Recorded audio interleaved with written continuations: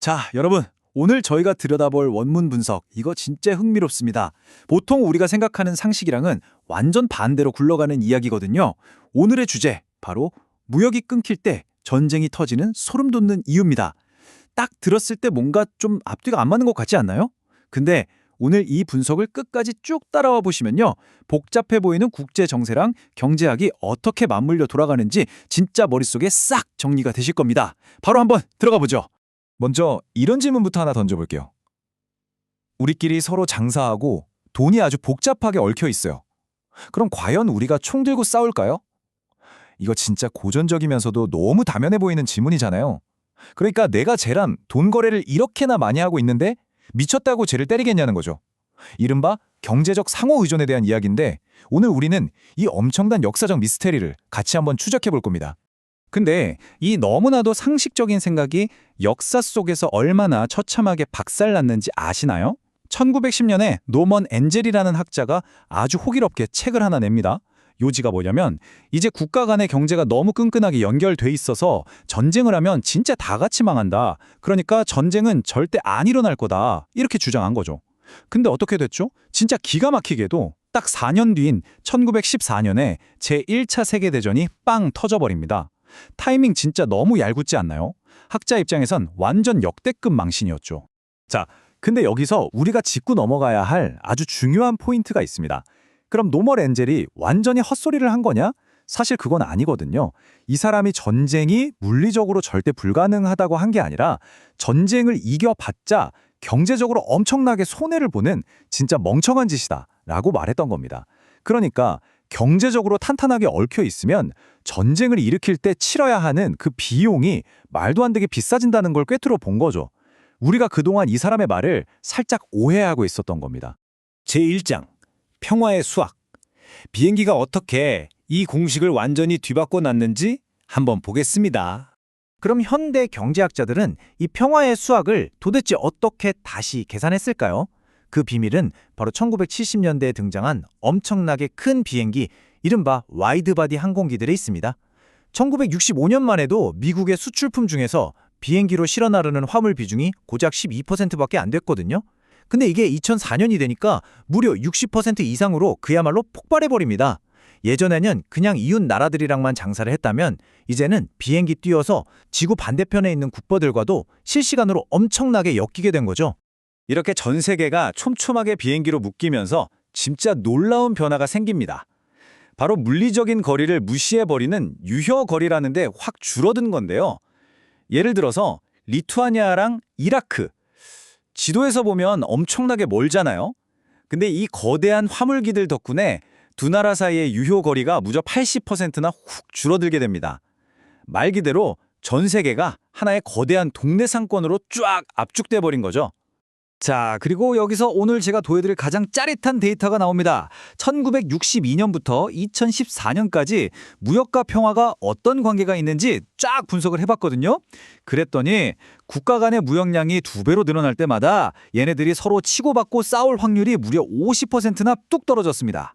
반토막이 난 거예요. 그러니까 비행기가 부지런히 실어 나른 건 그냥 단순한 물건이 아니라 전쟁을 막아주는 아주 강력한 평화 유지 장치였던 셈입니다. 제2장 치킨집 사장님. 자, 이제 이걸 평화의 미시경제학으로 좀 재밌게 풀어볼게요. 방금 본 거시경제학 숫자들 조금 딱딱하게 느껴지셨죠? 이걸 우리 일상으로 쏙 가져와서 진짜 쉽게 설명해 드릴게요. 여러분이 아주 장사가 잘 되는 치킨집 사장님이라고 한번 상상해 보세요. 근데 옆집 사람이랑 자꾸 사소하게 트러블이 생기는 거예요. 근데 알고 보니까 그 사람이 우리 가게에서 매일매일 치킨을 100마리씩 시켜 먹는 초특급 VIP 고객이었던 거죠. 여러분 아무리 화가 나도 그 사람한테 주먹 날리시겠어요? 절대 못하죠. 오히려 아이고 사장님 오셨습니까? 하고 엄청 반갑게 맞이할 거란 말이에요. 반대로 나랑 일도 상관없는 낯선 사람이랑 시비가 붙으면 잃을 게 없으니까 굳이 참을 이유가 없는 거죠.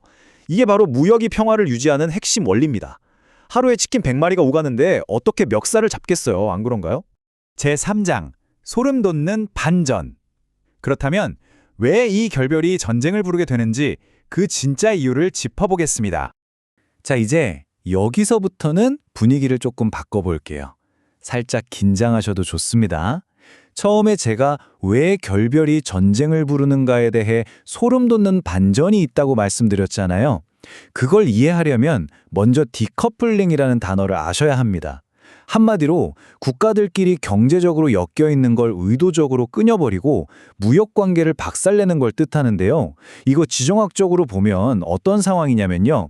방금 말씀드린 그 치킨집에서 내가 내 발로 그 VIP 고객을 문전박대해서 쫓아내고 거래를 아예 끊어버리는 거랑 완전히 똑같은 행동인 겁니다.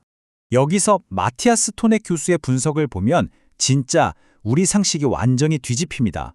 우크라이나가 러시아와 무역을 중단하면서 전쟁의 확률은 오히려 증가했다. 여러분, 보통 우리 옆집에 깡패 같은 불량배가 살면 어떻게 하죠? 당연히 상종을 안 하고 거리를 두는 게 안전하다고 생각하잖아요. 그런데 국가 간의 관계에서는 이런 직관적인 대처가 완전히 최악의 결과를 불러오고 만 겁니다. 대체 어떻게 이런 일이 일어난 걸까요? 그 과정을 제가 4단계로 딱 쪼개서 설명해 드릴게요. 1단계, 2014년에 러시아가 크림반도를 강제로 뺏어갑니다. 당연히 엄청난 위협을 느낀 우크라이나는 2단계로 넘어가서 러시아산 수입품을 쫙 줄여버리죠. 디커플링을 시작한 겁니다. 자, 근데 여기서 이 3단계가 정말 치명적이었습니다. 두 나라 사이의 치킨집 거래가 끊어지듯이 경제적인 파이프라인이 끊기니까 러시아 입장에서는 이제 전쟁을 일으켜도 경제적으로 잃을 페널티가 아예 사라져버린 거예요. 어차피 쟤네 나한테 돈도 안 쓰는데 내가 쟤네 눈치를 왜 봐. 딱 이 상태가 된 거죠. 결국 마지막 4단계, 너무나 아이러니하게도 러시아가 전쟁을 시작하는데 느끼는 심리적, 경제적 문턱이 확 낮아져 버리면서 이 끔찍한 전면전의 비극으로 이어지게 된 겁니다. 그럼 이제 이 역사적 사실들이 오늘날 우리에게 던지는 아주 서늘한 경고 3가지를 짚어보죠. 첫째, 지금 전 세계 강대국들은 무역의 문을 쾅쾅 닫아걸고 자기들만의 경제 블록, 장벽을 엄청나게 높게 쌓고 있습니다. 둘째, 방금 우리가 확인했듯이 이런 경제적 디커플링은요, 아이러니하게도 전쟁이 터질 문턱을 훨씬 낮춰버리는 치명적인 부작용을 낳습니다.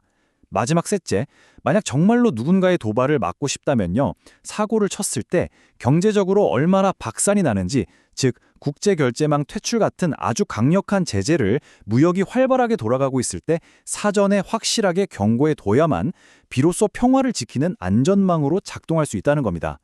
이제 마무리하면서 여러분께 아주 묵직한 질문 하나를 던져보고 싶네요. 우리는 상대방의 돈줄을 끊고 결국 싸움을 택할 것인가? 아니면 계속해서 돈이 흐르게 만들어서 그 위에 평화를 구축할 것인가? 여러분, 국제경제라는 건 그냥 뉴스에 나오는 딱딱한 숫자가 아닙니다. 이건 우리 모두의 평화 그리고 생존이 걸린 아주 거대한 게임이거든요. 전 세계가 앞다투어 무역 장벽을 세우고 있는 바로 지금 이 무역과 평화의 역설적인 원리를 이해하는 건 그 어느 때보다 중요하지 않을까 싶습니다. 오늘 준비한 분석이 여러분이 세계 정세를 읽는데 조금이나마 새롭고 날카로운 시각을 더해 주었기를 바랍니다.